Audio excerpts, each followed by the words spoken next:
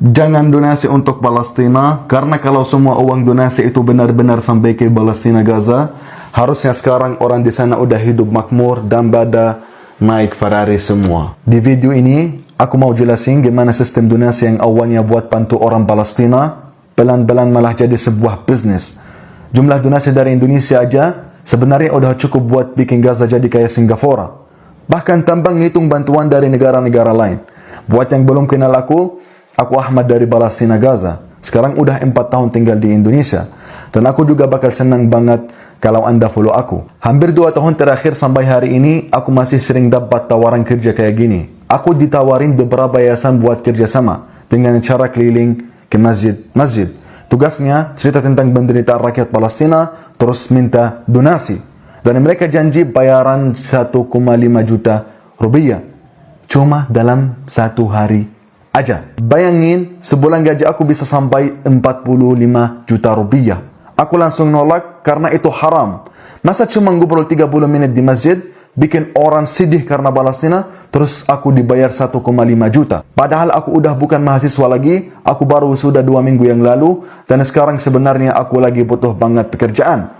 Tapi aku tetap ngerasa tenang karena aku yakin Allah bakal ganti dengan sesuatu yang halal dan lebih baik. Kenapa mereka pakai orang Palestina? Biarkannya lebih percaya aja. Uang yang kalian donasikan itu niatnya buat beli makanan dan bantu rakyat Palestina yang lagi kelaparan di sana.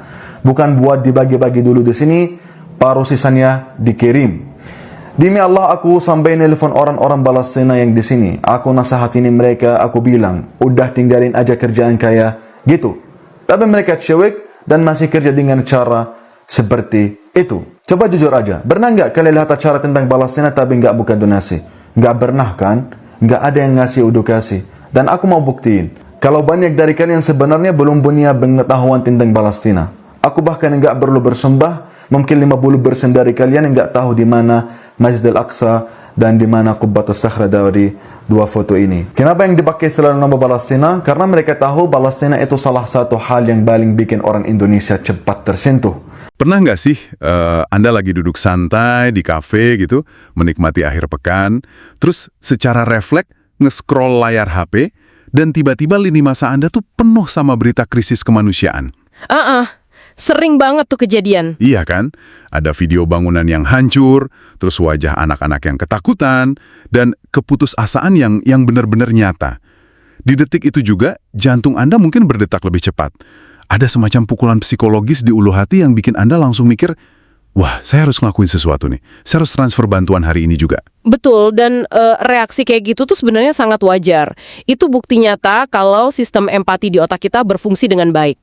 Ada semacam urgensi visual yang mendesak, yang secara evolusioner emang bikin manusia ngerasa bersalah kalau cuma diam aja dan ngelanjutin aktivitas seolah nggak terjadi apa-apa. Nah, niat dari perasaan itu kan jelas murni dan mulia ya. Tapi dalam penelusuran mendalam kita kali ini, kita bakal masuk ke area yang bisa dibilang sangat kelam. Kita mau lihat gimana empati tersebut justru sedang ditargetkan secara spesifik. Menarik, jadi kita mau bahas taktik rekayasa sosialnya ya? Persis, kita bakal membedah taktik rekayasa sosial atau social engineering yang dipakai sama sindikat kriminal. Mulai dari penipu jalanan sampai peretas siber global. Mereka ini secara sengaja mengeksploitasi krisis kemanusiaan, khususnya sentimen dan duka publik terhadap konflik di Palestina murni buat ngeruk keuntungan pribadi. Sebelum kita masuk ke anatomi penipuannya, ada satu fondasi penting nih yang harus kita sepakati bareng, terutama buat Anda yang lagi dengerin. Eksplorasi kita hari ini tuh sama sekali nggak ngambil posisi di spektrum politik manapun ya, terkait konflik geopolitik di Timur Tengah.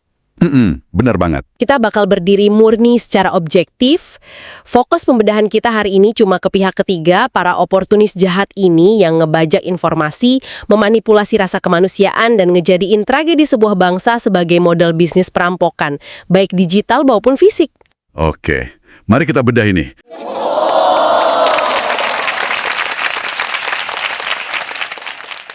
Dua warga negara asing asal Pakistan terpaksa digelandang oleh petugas imigrasi kelas 2 non-TPI Blitar, Jawa Timur. Keduanya ditangkap setelah petugas melakukan penipuan kepada sejumlah warga. Kedua WNA itu meminta sumbangan berkedok untuk donasi negara Palestina yang saat ini tengah dilanda konflik.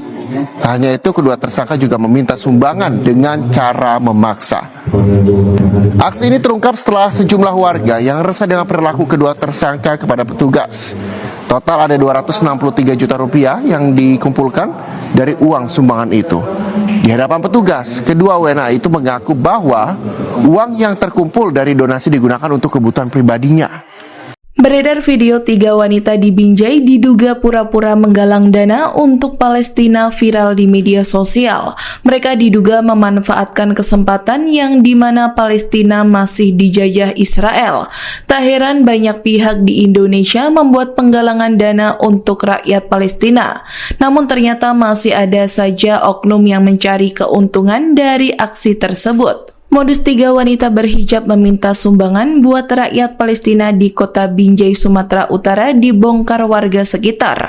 Lantaran sumbangan yang dikumpulkan itu untuk kepentingan pribadi mereka. Karena modusnya berhasil dibongkar, ketiga wanita itu pun melarikan diri. Tumpukan sumber yang udah kita kumpulin hari ini bener-bener bikin buka mata sih. Kita punya hasil investigasi dari Kompas dan CNN Indonesia, terus ada data intelijen ancaman siber dari Kaspersky, panduan mitigasi lapangan dari Lembaga Kasih Palestina, sampai testimoni langsung dari seorang warga negara Palestina yang tinggal di Indonesia. Wah, lengkap banget ya datanya. Banget. Jadi kita bakal urai benang merahnya pelan-pelan. Kita bakal lihat gimana empati manusia itu diretas dengan presisi yang sama kayak meretas sebuah sistem perbankan. Kata diretas buat empati itu menurut saya akurat banget sih. Karena peretasan modern kan nggak selalu ngomongin soal mecahin kata sandi pakai barisan kode komputer ya. Iya, kadang hal yang lebih simpel malah lebih jalan. Betul. Seringkali peretasan yang paling sukses itu cuma butuh narasi cerita yang tepat buat buka pintu pertahanan logika kita. Nah, mari kita mulai dari garis depan medan pertempuran emosional ini. Sumber kita memuat pengakuan dari Ahmad. Dia ini warga Palestina yang udah menetap sekitar 4 tahun di Indonesia. Ceritanya tuh, Ahmad baru aja lulus kuliah. Dan ya wajar dong, dia lagi nyari kerja buat bertahan hidup. Oke, terus gimana? Tiba-tiba dia dihubungin sama seseorang yang ngaku dari sebuah yayasan amal. Dan tawaran pekerjaannya ini bener-bener di luar nalar. Biasanya nih ya, tawaran yang ngargetin profil spesifik kayak Ahmad gitu, pasti punya agenda visual. Apa yang mereka suruh dia lakuin? Gila sih ini. Mereka minta Ahmad buat ngelakuin semacam tour dari masjid ke masjid di berbagai daerah. Tugas teknisnya tuh nol. Dia cuma diminta berdiri di depan jemaah, nyeritain penderitaan rakyat di negaranya, terus menangis, dan pada akhirnya mancing jemaah buat donasi ke yayasan tersebut. Ya ampun, beneran disuruh akting nangis gitu? Beneran. Dan tahu nggak kompensasi buat akting ini berapa? 1,5 juta rupiah per hari. Wah. Kalau Ahmad bersedia kerja tiap hari, dia bisa ngantongin 45 juta rupiah dalam sebulan. Tunggu, 45 juta? Itu angka yang fantastis loh buat fresh graduate. Terus Ahmad nerima? Ya, enggak lah. Ahmad tuh nolak keras. Dia nyebut uang itu haram, terus dia langsung ngabarin komunitas warga Palestina lainnya di Indonesia. Buat jangan pernah nerima pekerjaan kotor yang ngeeksploitasi penderitaan saudara mereka sendiri. Coba kita lihat ini dari kacamata pelaku social engineering. Gimana tuh maksudnya? Kenapa coba sebuah yayasan palsu rela bakar uang 1,5 juta sehari cuma buat nyewa seorang pembicara? Dalam model bisnis penipuan, ini tuh bukan biaya operasional biasa. Ini adalah anggaran pemasaran. Sindikat ini paham banget kalau masyarakat Indonesia punya keterikatan historis dan emosional yang sangat dalam sama isu ini. Oh, paham saya. Berarti mereka ini ibaratnya lagi nyewa properti hidup ya? Mereka sadar kalau modal narasi doang tuh nggak cukup. Jadi mereka butuh wajah asli, logat yang otentik, atau mungkin identitas asing buat nyempurnain teater penderitaan tersebut. Betul, persis kayak gitu. Tapi yang jadi pertanyaan saya nih, kenapa pas audiens dihadapkan sama atribut identitas langsung kayak gini, akal sehat mereka tuh seolah-olah lumpuh gitu aja? Kenapa ribuan orang di masjid bisa langsung buka dompet tanpa ada satupun yang kepikiran buat minta yayasan itu nunjukin dokumen legalitas? Nah, itu terjadi karena otak manusia itu emang dirancang buat make jalan pintas kognitif. Atau dalam psikologi itu disebutnya heuristik. Bayangin aja, otak Anda tuh kayak komputer yang lagi nyoba ngemat baterai. Oke, mode hemat daya gitu ya. Iya, buat hemat energi, otak tuh nggak memproses setiap informasi dari nol. Pas Anda ngelihat seseorang dengan atribut visual tertentu, entah itu wajah dari wilayah konflik, pakaian khas, atau sekedar kepasihan dia berbahasa Arab, otak Anda langsung ngambil jalan pintas dan nge-labelin situasi itu sebagai hal yang otentik dan mendesak. Jadi identitas Ahmad tadi itu sebenarnya berfungsi layaknya sebuah kunci master? Tepat banget. Kunci master itu yang langsung matiin firewall kewaspadaan korban. Begitu heuristik ini aktif, rasa iba tuh langsung ngambil alih kendali penuh, ngegeser fungsi analitis otak yang harusnya nanya, tunggu dulu, siapa sih yang ngelola rekening yayasan ini? Masuk akal sih. Dan ternyata jalan pintas visual ini nggak selalu butuh aktor lintas negara loh. Oh iya, ada kasus lokalnya. Ada. Di Binjai, Sumatera Utara. Taktik ini tuh diadaptasi dengan sangat lokal, tapi sama liciknya. Ada kasus viral yang libatin 3 wanita lokal. Mereka pakai hijab yang rapi banget, nenteng kotak donasi transparan yang udah ditempelin stiker bendera, terus keliling pasar sama permukiman buat minta sumbangan. Secara visual pasti kelihatan meyakinkan banget ya. Banget. Secara visual mereka benar-benar kelihatan kayak relawan amal yang taat. Tapi pas ada beberapa warga yang mulai curiga dan ngasih pertanyaan menjebak soal afiliasi yayasannya, kedok mereka langsung runtuh.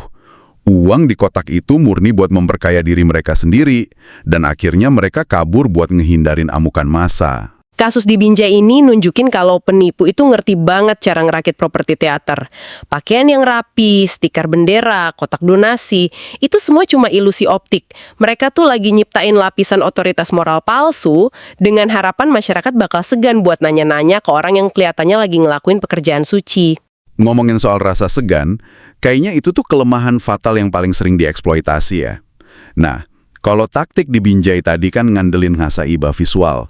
Kasus berikutnya yang bakal kita bahas ini nunjukin evolusi manipulasi yang jauh lebih agresif. Agresif gimana tuh? Penipunya udah nggak memelas lagi, mereka mengintimidasi. Mari kita bedah laporan dari Kompas soal penangkapan di Blitar, Jawa Timur. Ini ngelibatin 2 warga negara asing asal Pakistan, inisialnya MI dan MA. Dan skala operasi mereka ini, bikin merinding sih. Kalau udah operasi lintas daerah yang ngelibatin warga negara asing, biasanya logistiknya nggak main-main tuh. Sejauh apa emangnya pergerakan mereka? Wah, rekam jejak mereka tuh udah kayak tur konser nasional. Mereka masuk ke Indonesia lewat Bandara Juanda di Surabaya, akhir Januari. Terus selama 3 bulan penuh, mereka beroperasi membelah Sumatera, terbang ke Jakarta, terus nyisir Jawa Timur. 3 bulan keliling Indonesia? Dapat berapa mereka? Pas ditangkap sama pihak imigrasi, uang tunai yang mereka pegang tuh nilainya fantastis. Laporan nyebutin rentangnya antara 263 juta sampai 363 juta rupiah. Gila, itu gede banget. Dan yang ada di tas mereka tuh bukan cuma rupiah. Ada tumpukan mata uang asing juga. Kayak rial, ringgit, rupiah, dan dolar. Nah, kalau udah bawa berbagai mata uang asing gitu, itu indikasi kuat adanya praktik pencucian uang skala kecil dan perencanaan pelarian yang udah sistematis banget. Benar. Dan tahu nggak, uang donasi yang katanya buat daerah konflik itu malah dipakai buat nginep di hotel enak, makan-makan, nyewa motor buat keliling Malang, dan secara berkala ditransfer ke rekening pribadinya si MI. Tapi, ada bagian yang paling bikin saya heran sih dari kasus ini. Apa tuh? Targetnya. Iya, targetnya. Target operasi mereka tuh bukan orang tua di pasar atau anak sekolahan. MI dan MA ini secara spesifik ngedatengin pengurus takmir masjid, madrasah, bahkan ini yang gila, nyasar kantor perwakilan Basnas, Badan Amil Zakat Nasional di beberapa wilayah luar Pulau Jawa. Tunggu, ngargetin institusi resmi yang tugasnya ngelola dana umat. Wah, itu langkah yang berani banget sih. Sangat berani dan tergolong brutal. Mereka tuh nggak datang bawa brosur baik-baik. Menurut saksi mata, mereka datang dengan gaya yang maksa dan setengah marah. Setengah marah? Maksudnya ngebentak gitu? Iya, mereka nggak minta sumbangan seikhlasnya, tapi langsung matok minimal donasi Rp500.000 per institusi. Pihak imigrasi aja sampai curiga mereka pakai ilmu hipnotis, saking lancarnya aksi penodongan ini. Saya bener-bener susah nyerna ini loh. Gimana ceritanya institusi resmi sekelas Basnas atau takmir masjid gede bisa tunduk sama 2 turis asing yang tiba-tiba datang nodong setelah jita? Nah, yang menarik di sini adalah kita harus buang jauh-jauh tuh mitos soal hipnotis mistis pakai pendulum atau apalah itu. Yang dilakuin 2 WNA Pakistan ini sebenarnya adalah masterclass dalam taktik tekanan tinggi atau high pressure social engineering. Ini tuh eksploitasi tingkat lanjut dari psikologi massa dan budaya lokal kita. Oh, jadi maksud Anda mereka manfaatin status mereka sebagai WNA buat neken korban? Bukan cuma statusnya, tapi cara mereka nempatin diri. Pas mereka datang ke takmir masjid yang notabene itu kan ruang publik, dilihat banyak orang, mereka langsung memposisikan diri sebagai pemegang otoritas penderitaan. Terus bukannya memelas, mereka malah ngeluarin agresi. Dan dalam psikologi manusia, agresi di ruang publik itu bakal nyiptain disonansi kognitif yang parah banget. Otak kita tuh benci banget sama konflik terbuka, apalagi kalau kejadiannya di tempat ibadah atau kantor agama. Tunggu. Jadi pas mereka marah-marah nagih 500.000 itu, sebenarnya mereka tuh lagi nyandra reputasi institusi tersebut ya? Anda nangkap intinya dengan sangat presisi. Institusi tersebut itu dilumpuhkan oleh rasa takut. Pengurus takmir atau petugas zakat di situ pasti langsung ngitung biaya sosial di kepala mereka. Kayak, aduh, worth it nggak sih berdebat sama orang Timur Tengah ini, terus nolak ngebantu, dan ngambil resiko dicap pelit atau nggak punya empati sama jemaah yang lagi pada nontonin?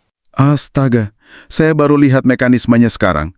Harga 500.000 itu tiba-tiba kerasa sangat murah ya, buat beli jalan keluar dari rasa malu dan kecanggungan di depan umum. Dan patokan nominal yang tinggi itu juga sengaja dipasang sebagai jangkar psikologis kan? Bener banget. Itu yang namanya teknik anchoring. Kalau mereka datang dan bilang seikhlasnya, otak rasional korban tuh masih bisa mutusin buat ngasih 50.000 aja, biar urusan cepet kelar dan orangnya pergi. Tapi dengan ngebentak dan langsung matok angka batas bawah yang lumayan tinggi, pelaku tuh dari detik pertama udah ngambil alih kendali negosiasi.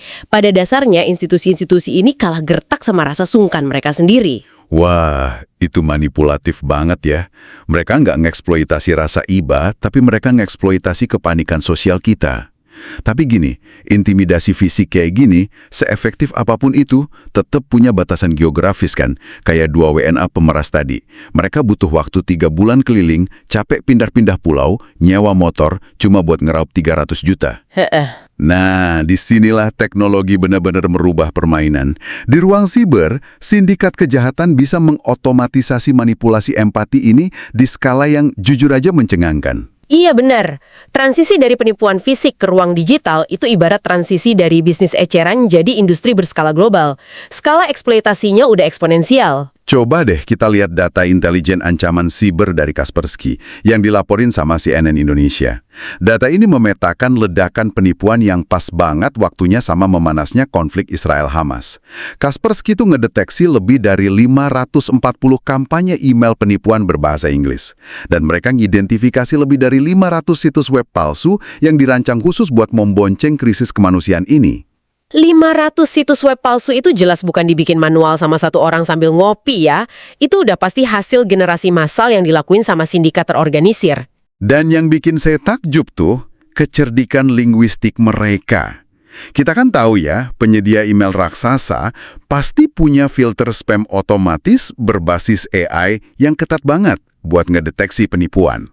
Betul, sistem keamanannya udah canggih sekarang.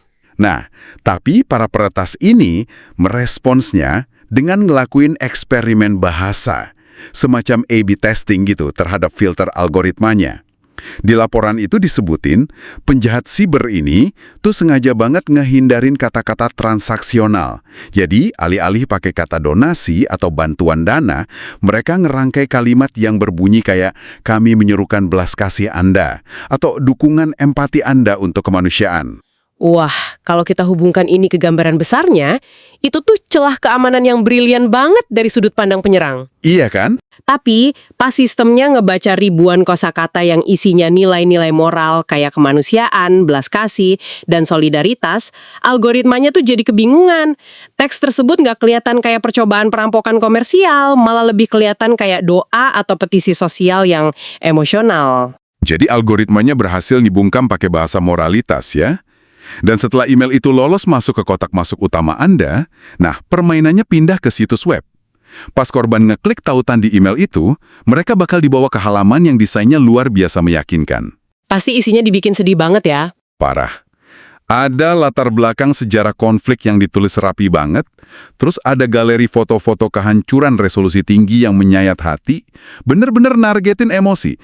Tapi, nah ini tapinya, nggak ada satupun informasi pajak, nggak ada nama badan pengawas amal, dan nggak ada struktur kepengurusan yang jelas.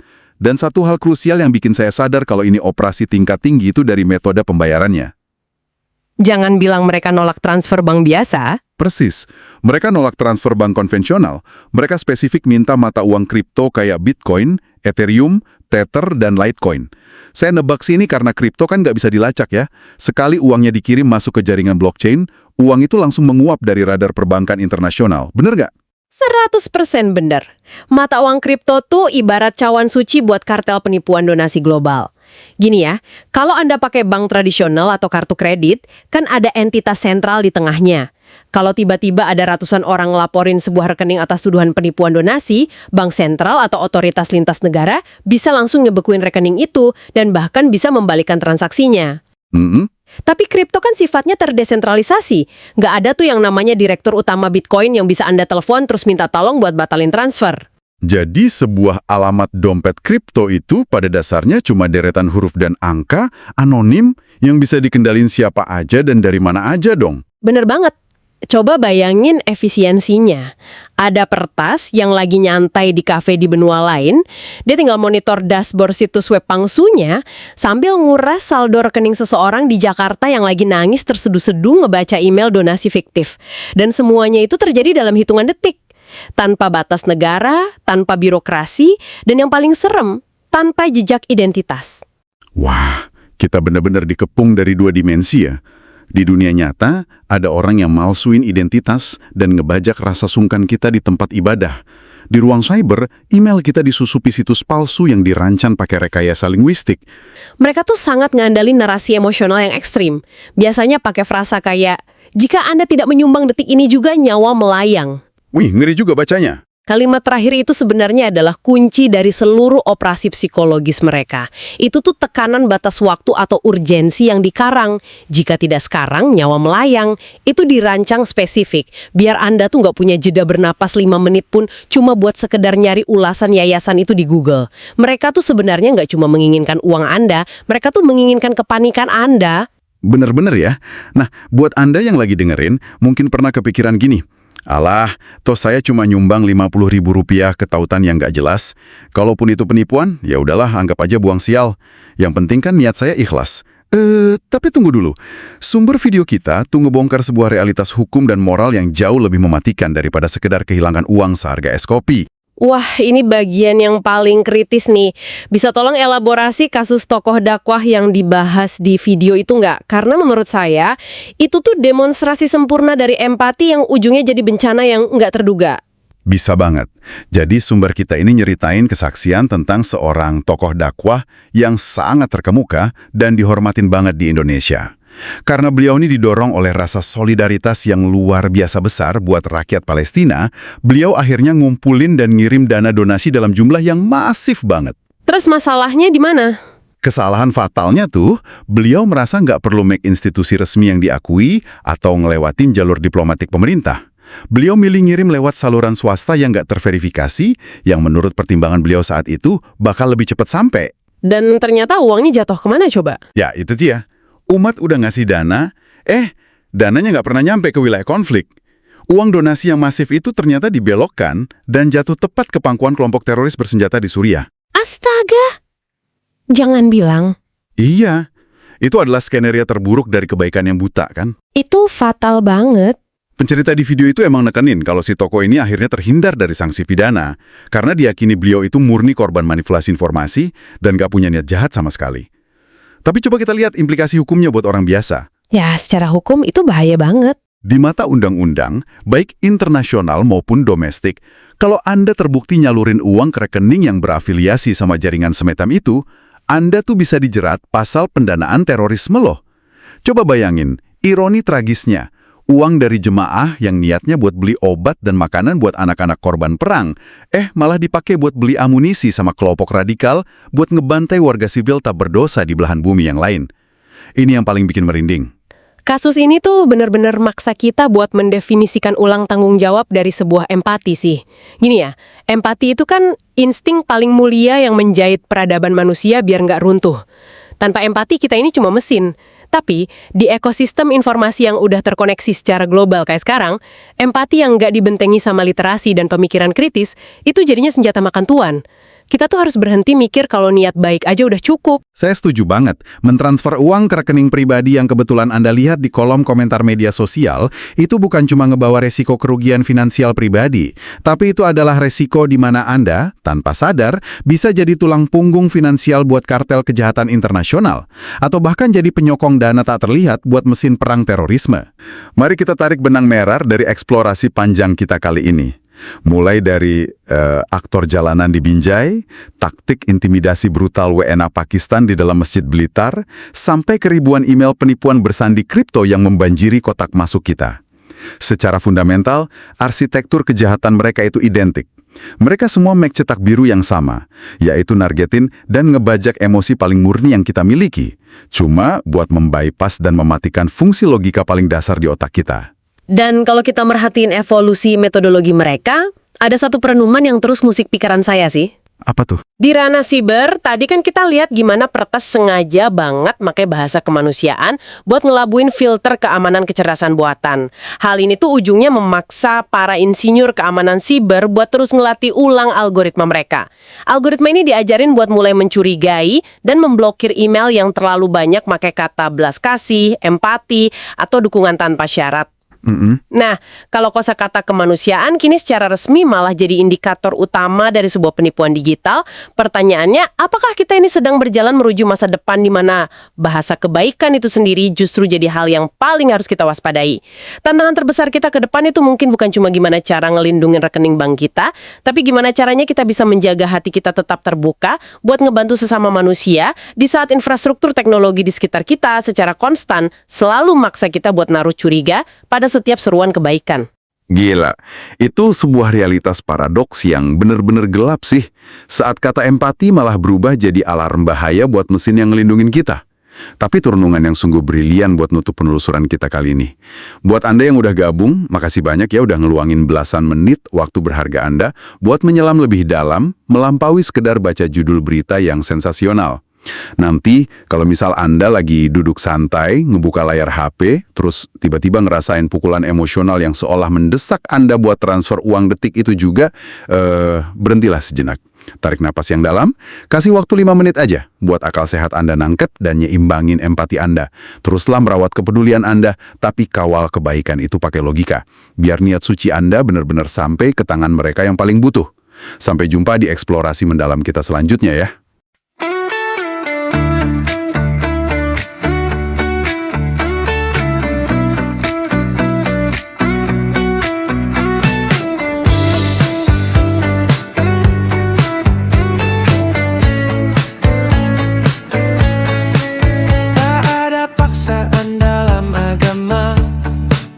Tapi kenyataannya tidak sama. Boleh datang, tidak boleh pergi. Batang leher menjadi penalti. Semua orang kamu larang, kamu sendiri membangkang. Kemana kamu melangkah kalau bukan ke neraka? Ajaran yang salah tak perlu dibela, supaya jangan nanti kau jadi gila. Tak perlu takut ancaman ke neraka, tak perlu tergiur janji-janji surga.